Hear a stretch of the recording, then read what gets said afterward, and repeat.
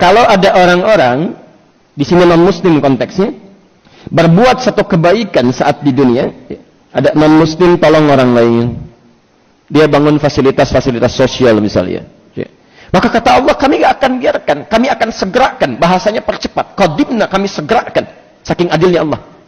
Makanya Anda kan sering sekali ya mengapresiasi orang-orang baik dalam kehidupan kan. Masya Allah, kan ada orang, oh dia baik sekali ya, itu dia hargai, diberikan apresiasi. Cuma saat di dunia saja, begitu sampai ke akhirat, karena hukum akhirat itu beda dengan dunia, semua yang dibawa di dunia, awas, selama jadi hukum dunia, itu tidak bisa dibawa ke akhirat. Tisu ini benda dunia atau benda akhirat? Dunia. Jadi saat Anda menggunakan tisu ini ketika akan kembali ke akhirat, tisunya nggak akan ikut. Nggak akan ikut. Ya. Demi Allah saya katakan, ya maaf ya, sekhusyuk-khusyuknya Anda dalam berdoa sampai pakai tisu itu, ya, itu tisunya jangankan saat ke akhirat lah, ke alam kubur aja nggak akan ikut. Ya. Pak, tolong nanti kalau mamah meninggal ya, tangisan-tangisan mamah yang ada dalam tisu itu, tolong hadirkan nanti, sertakan di kain kafan, sehingga menjadi bukti di hadapan Allah saat ditanya nanti di alam kubur. Nggak bisa. Anda masuk ke alam kubur bawa tisunya, nggak mungkin. Ya, cukup dengan kafannya, keadaan dirinya. Ya.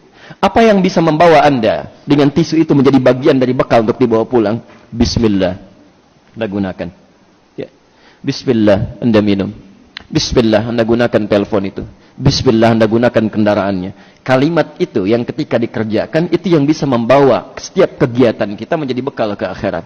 Kalimat itulah yang disebut dengan kalimat iman sehingga menjadi amal saleh. Jelas di sini? Jadi kalau ada orang-orang tidak beriman selama hidupnya, itu semua pekerjaannya rugi. Faja'alnahu haba'an manthura. Di akhirat karena tidak ada bekal iman, maka Masya Allah digugurkan oleh Allah seperti debu-debu yang berterbangan. Ini indah kalimatnya. Kalau debunya nempel, itu masih bisa ditimbang. Kalau debunya nempel masih ngumpul. Tapi kalau debunya terbang, bagaimana cara menimbangnya? Ini bahasa kiasan yang sangat indah. Itu sebetulnya kata Allah ada amalnya, cuman sayang karena dia nggak beriman, tapi amalnya jadi terbang-terbang semua tuh, nggak ada nilainya.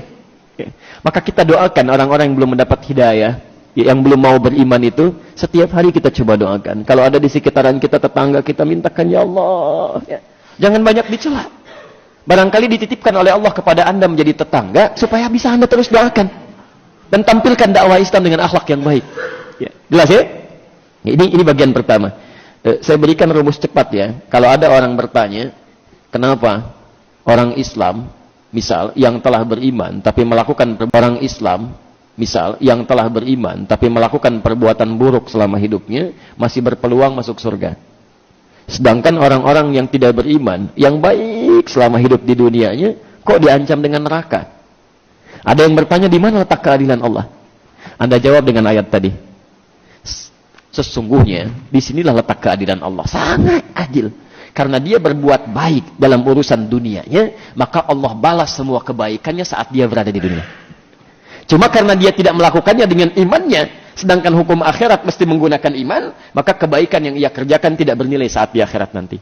Dia lulus ujian dalam aspek yang lain, tapi tidak lulus dalam ujian keimanannya. Jelas ya? Sedangkan orang yang beriman, sekalipun pernah mengerjakan amalan-amalan keburukan, karena dia pernah mengerjakan amalan kebaikan dengan imannya, maka keburukan-keburukan ini dihisab oleh Allah Subhanahu wa Ta'ala. Bila tersisa kebaikannya, kebaikan ini yang bisa mengantarkan dia ke alam surga nanti. Jelas ya?